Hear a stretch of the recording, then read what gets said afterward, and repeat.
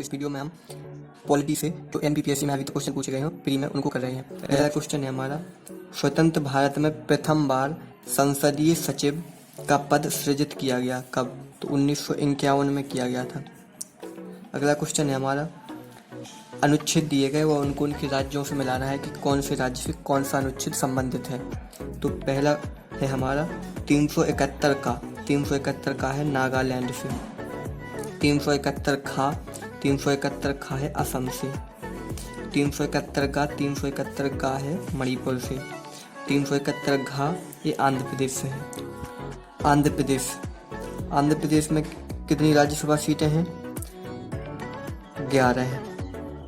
उड़ीसा में 10, तमिलनाडु में 18, महाराष्ट्र में 19 और यूपी में 31 राज्यसभा की सीटें हैं। ये भी क्वेश्चन पूछा गया है, राज्यसभा की सीटों को मिलाना पड़ता है क्योंकि जोड़ी दे दी थी 4 इस साइड राज्य और सीटें। बिहार में कितनी है? बिहार में 16 हैं, पश्चिम बंगाल में 16 राज्यसभा की सीटें हैं। एक बार फिर हम देखते, आंध्र प्रदेश में कितनी है? 11 है, उड़ीसा में 10, तमिलनाडु में 18, महाराष्ट्र में 19 और यूपी में 31 है। अगला क्वेश्चन है, आर्टिकल 80 में क्या है? आर्टिकल 80 में है राज्यसभा की संरचना। अगला क्वेश्चन, संवैधानिक निरंकुशता का सिद्धांत किस एक्ट में पारित किया गया? तो संवैधानिक निरंकुशता का सिद्धांत गवर्नमेंट ऑफ इंडिया एक्ट 1935। अगला क्वेश्चन, सर्वप्रथम उत्तरदायी शासन शब्द का प्रयोग किस एक्ट में किया गया? तो गवर्नमेंट ऑफ इंडिया एक्ट 1919 में किया गया था सर्वप्रथम उत्तरदायी शासन शब्द का प्रयोग। अगला क्वेश्चन है, बीएसएफ की स्थापना कब हुई थी? बीएसएफ की स्थापना हुई थी 1965 में। तो 1963 में हुई थी सीबीआई की स्थापना। किसके एक्ट के अंतर्गत? दिल्ली स्पेशल पुलिस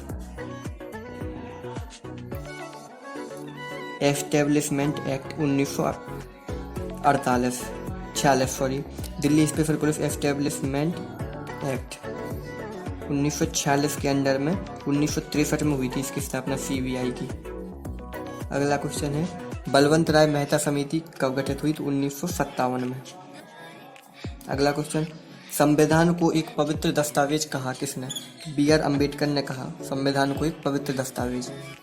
अगला क्वेश्चन, वित्त आयोग और योजना आयोग को विलय का प्रस्ताव किसने दिया था? तो एम.भी. माथुर ने दिया था। ये बहुत ही मोस्ट क्वेश्चन है दोस्तों। एम.भी. माथुर ने योजना आयोग और वित्त आयोग को विलय करने का प्रस्ताव दिया था।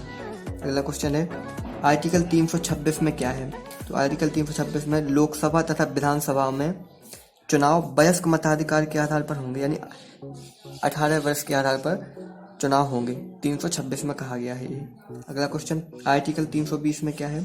तो लोक सेवा आयोग के कार्य हैं आर्टिकल 320 में, लोक सेवा आयोग के कार्य। और अगला क्वेश्चन, आर्टिकल 322 में लोक सेवा आयोग के व्यय, आर्टिकल 322 में है ये।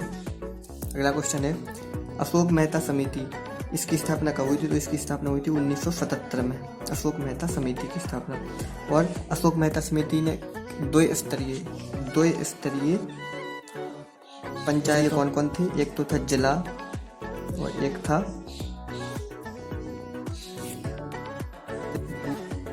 अगला क्वेश्चन है, जे.बी. के राव समिति कब गठित हुई? 1985 में, ग्रामीण विकास व गरीबी उन्मूलन के लिए जे.बी. के राव समिति।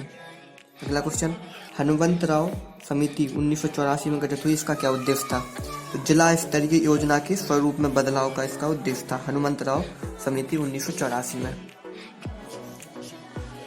अगला क्वेश्चन है, राज्य विधान परिषद का प्रावधान।